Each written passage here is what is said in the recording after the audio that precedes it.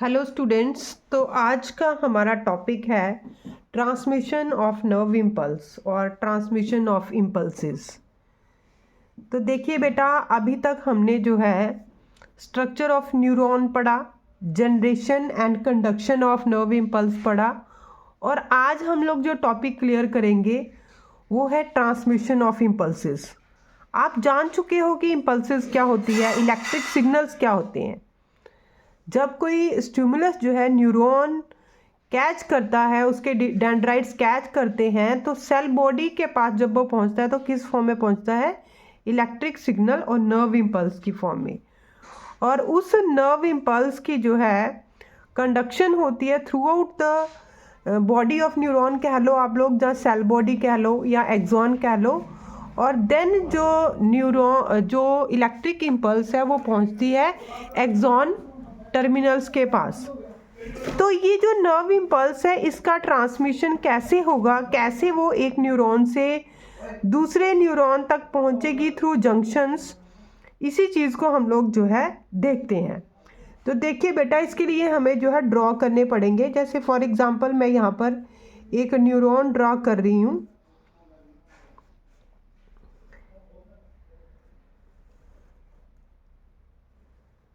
जैसे ये है हमारा एक न्यूरॉन, और ये जो है एक न्यूरॉन के क्या हो गए? एक्सॉन टर्मिनल्स हो गए।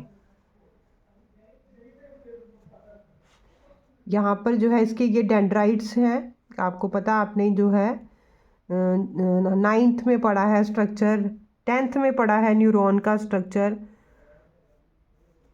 ये हो गया न्यूरॉन, ये वन न्यूरॉन है। अगर मैं दूसरा न्यूरॉन ड्रॉ करती हूँ तो मैं किस तरह से ड्रॉ करूँगी दूसरा न्यूरॉन? देखिए,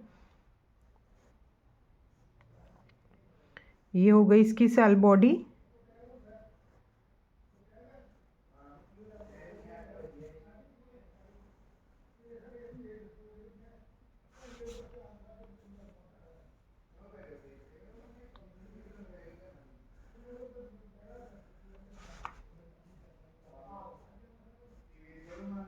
और ये है बेटा दूसरा न्यूरॉन। तो ट्रांसमिशन कैसे होगा नर्व इम्पल्स का? ट्रांसमिशन का मतलब नर्व इम्पल्स जो है एक न्यूरॉन ने यहाँ से कैच करी, यहाँ से स्टिमुलस जो है कैच किया डेंड्राइट्स ने, वो सिग्नल्स की फॉर्म में या इलेक्ट्रिक इम्पल्सेस के फॉर्म में पहुँचा सेल बॉडी के पास। यहाँ ट्रैवल करता हुआ एक्सॉन से वो यहाँ पर पहुँच जाता है। अब उसने उस इलेक्ट्रिक सिग्नल ने पास होना है दूसरे न्यूरॉन को, और इसी को हम क्या कहते हैं? Transmission of nerve impulse. मतलब ट्रांसमिशन होनी है नर्व इम्पल्स की एक न्यूरॉन से दूसरे न्यूरॉन। और ये जो ट्रांसमिशन होती है नर्व इम्पल्स की एक न्यूरॉन से दूसरे न्यूरॉन में थ्रू जंक्शंस, इसे हम क्या कहते हैं? साइनेप्सिस कहते हैं। साइनेप्सिस। अब ये साइनेप्सिस क्या है? साइनेप्सिस का मतलब है, ध्यान से समझना बेटा, it is formed by the membranes of the presynaptic neuron and post synaptic neuron. ये है हमारे पास presynaptic neuron, presynaptic neuron, और इसे मैं कह सकती हूँ पोस्ट साइनेप्टिक न्यूरॉन। ये हो गया पोस्ट साइनेप्टिक न्यूरॉन। और बेटा, जैसे अगर मैं अब आपको यहाँ पर जो है एक स्ट्रक्चर ड्रॉ करके दिखाती हूँ, मैं इस चीज़ को, ये जो मैं बना रही हूँ एक्सॉन के टर्मिनल, इसको मैं आपको थोड़ा ब्रॉड करके बता रही हूँ। जैसे मैंने यहाँ पर इस चीज़ को ऐसे आपको ब्रॉड करके बता दिया है।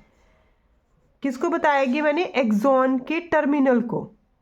इस चीज़ को मैंने आपको यहाँ पर थोड़ा माइक्रोस्कोपिक करके बताया। और जो एक दूसरे का डेंड्राइट है वो मैं किस तरह से बनाऊंगी उसका? ये हो गया बेटा दूसरे का डेंड्राइट। जैसे आप देखो यहाँ पे आपकी एनसीईआरटी की बुक है, तो एनसीईआरटी की बुक में ये देखो एक्सॉन का टर्मिनल जो है इस तरह से उन्होंने शो किया हुआ है। तो ये बेटा जो हमारा ये एक न्यूरॉन है, देखो ये प्री साइनेप्टिक मेम्ब्रेन है। ये क्या है? ये प्री साइनेप्टिक मेम्ब्रेन है। प्री साइनेप्टिक न्यूरॉन का, इस चीज़ को मैं कहूँगी प्री साइनेप्टिक मेम्ब्रेन। क्या कहूँगी? Pre synaptic membrane. ध्यान से समझना है बेटा। और दूसरा जो न्यूरॉन है उसकी इस चीज़ को, इस वाले जगह को मैं कहूँगी post synaptic membrane. Post synaptic membrane. Pre synaptic membrane और पोस्ट साइनेप्टिक मेम्ब्रेन। और ये जो इनके बीच में स्पेस है, जो गैप है इन दोनों के बीच में, इसको कहते हैं बेटा synaptic cleft. Synaptic cleft, gap between the two neuron कह लो आप लोग, या gap between the axon terminal of one neuron and dendrite of another neuron is called synaptic cleft. अब साइनेप्स क्या है? साइनेप्स किससे मिलकर बनता है? Presynaptic membrane, synaptic cleft और पोस्ट साइनेप्टिक मेम्ब्रेन। ये सारी चीज़ें क्या बना रही हैं? साइनेप्स बना रही हैं।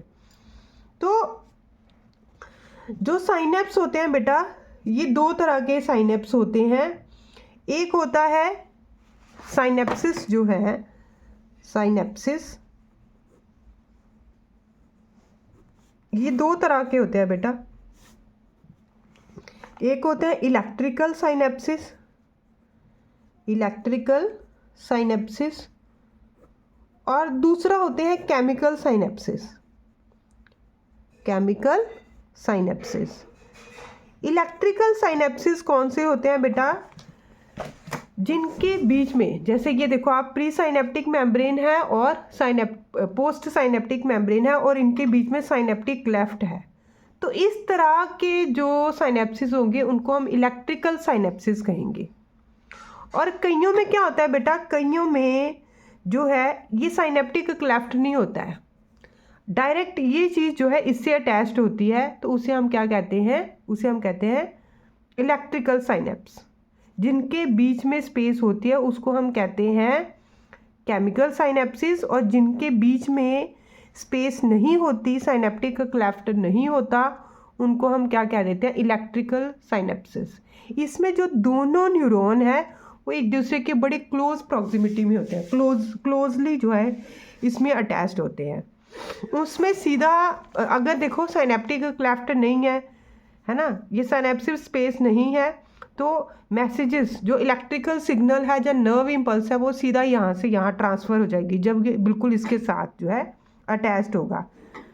पर जब इनके बीच में स्पेस होगी, मतलब इन केस ऑफ इलेक्ट्रिकल, जो हमारे पास केमिकल साइनेप्सिस है, उन केसेस में क्या होता है बेटा कि हमारे पास जो नर्व इम्पल्स आई या इलेक्ट्रिकल सिग्नल आया, तो वो सिग्नल जो है यहाँ पर पहुँचता है एक्सॉन टर्मिनल्स में।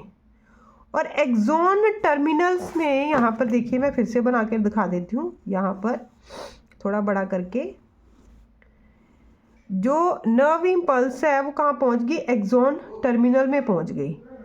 और एक्सॉन टर्मिनल में वो जो है किसके अंदर जो है स्टोर हो जाती है? In the form of chemical synaptic vesicles के अंदर। ये देखो साइनेप्टिक वेसिकल्स के अंदर। और ये साइनेप्टिक वेसिकल्स क्या करती हैं? प्री साइनेप्टिक मेम्ब्रेन के साथ फ्यूज़ करती हैं और इस केमिकल को क्या करेंगी? बाहर रिलीज़ कर देती हैं, साइनेप्टिक क्लेफ्ट में रिलीज़ कर देती हैं। ये हो गया ना, ये साइनेप्टिक क्लेफ्ट है।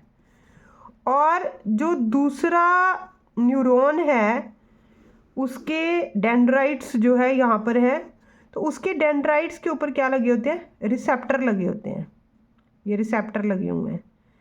ये रिसेप्टर्स क्या करते हैं? इन केमिकल्स को रिसीव करते हैं और फिर किसे पास कर देते हैं? डेंड्राइट को पास कर देते हैं। तो फिर रिसेप्टर अगेन जो है डेंड्राइट को पास करेंगे और डेंड्राइट क्या करेगी?